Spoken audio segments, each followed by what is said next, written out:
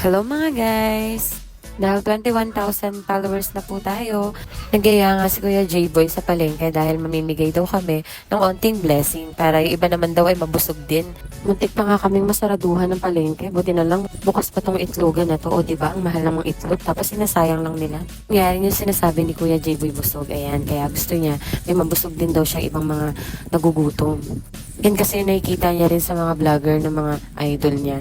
Ayan, kumuha na nga siya dyan ng tinapay. Tapos, yung mayonnaise, pinalitan niya ng malaki kasi hindi daw kasya yung maliit. Sabi niya sa akin, siya rin daw yung gagawa. O, diba? Tara, samahin niyo po kami. O, diba may sukli pa.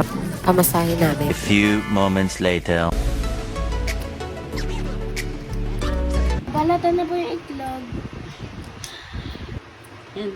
Para madami din pong mabusog, hindi lang ako.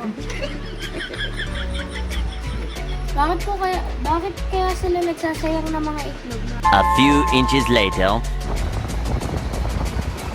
Lalagay na po namin sa bowl.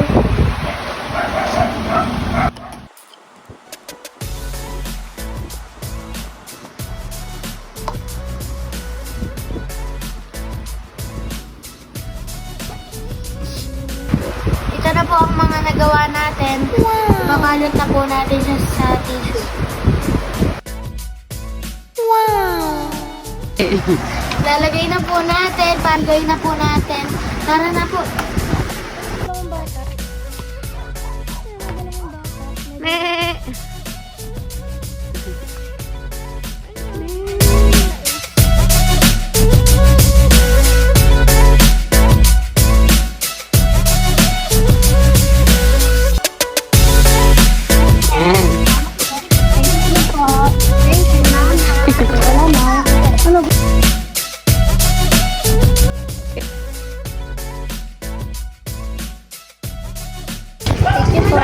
Masarap sa feeling kapag nagte-thank you sila nakangiti, o diba?